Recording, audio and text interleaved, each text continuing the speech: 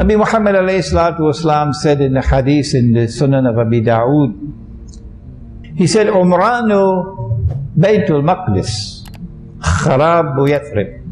At that time when Jerusalem would be flourishing, Jerusalem would be center stage where it is now. Yathrib or Medina would be in a state of desolation, playing absolutely no role, none whatsoever, either in Islamic affairs or world affairs. Yes. And then he went on to say, Kharabu Yathrib Khuruj al-Malhama. That at that time, when Medina is in a state of desolation and Jerusalem is at center stage, look for the Malhama, the great war, which is going to make the First and Second World War look like peanuts and will substantially reduce the population of the world. Then he went on to say, Khuruj al-Malhama Fathul Constantinople. That at that time when the Great War takes place, the conquest of Constantinople will take place. They don't want us to understand this. That's why they changed the name of the city from Constantinople to Istanbul, to hide this matter. And the conquest of Constantinople in 1453 by the Ottomans was not the conquest prophesied by Nabi Muhammad ﷺ. Don't throw dust in our eyes. The conquest of Constantinople is coming, and that's why the Turkish government is so scared. The Turkish government, which is so comfortable with NATO. The conquest of Constantinople, said the Prophet ﷺ, Fathul Constantinople, Khurujul Dajjal.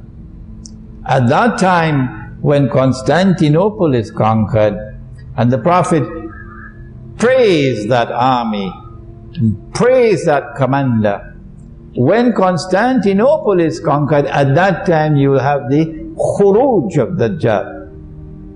Dajjal was already released long ago. He's already past stage 1 and stage 2. He's now going into stage 3.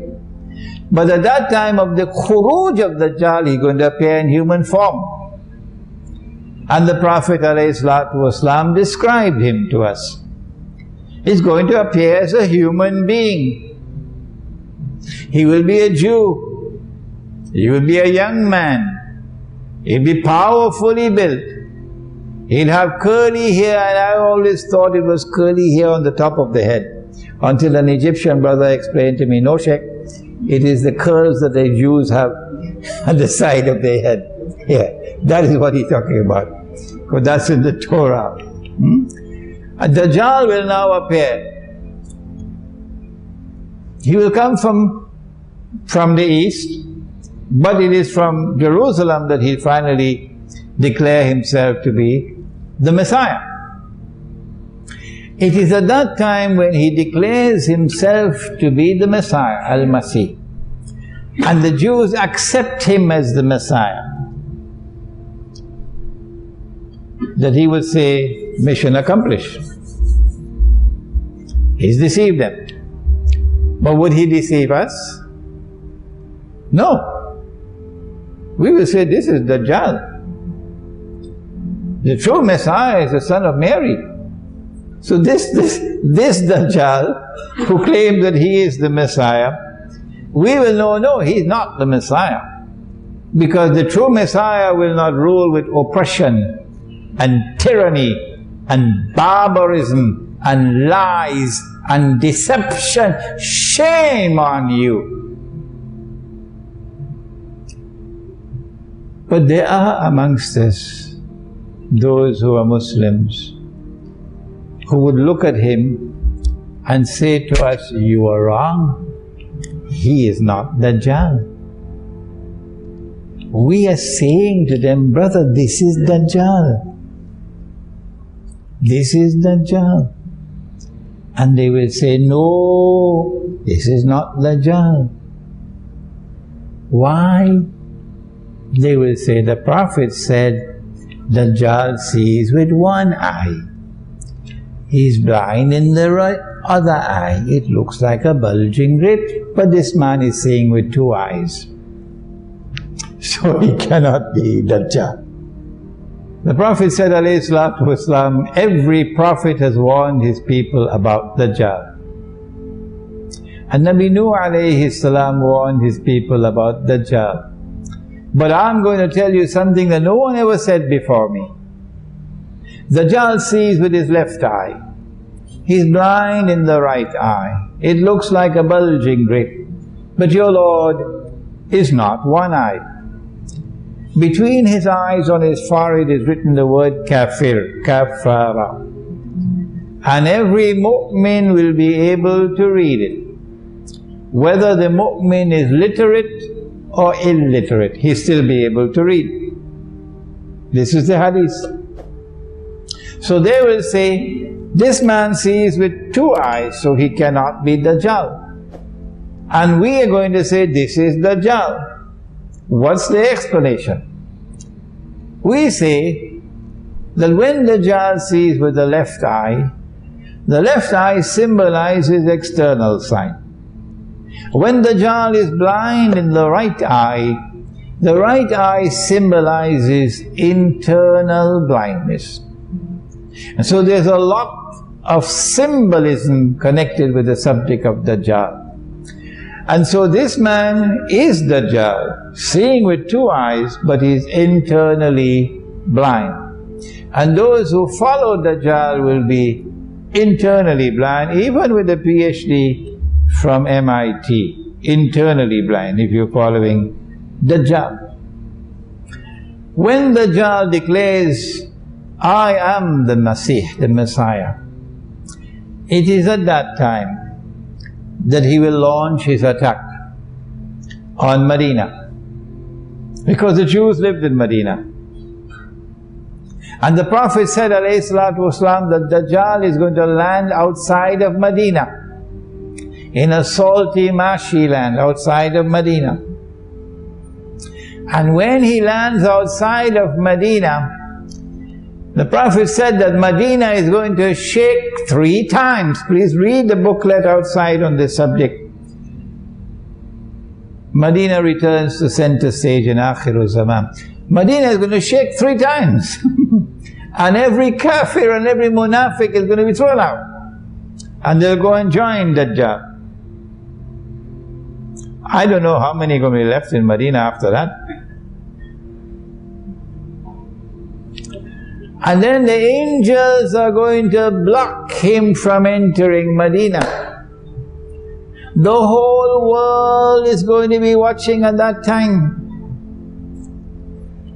Everywhere in the world people are going to be watching at that time that an Israeli attack has been launched on Medina. And they have landed outside the city of Medina.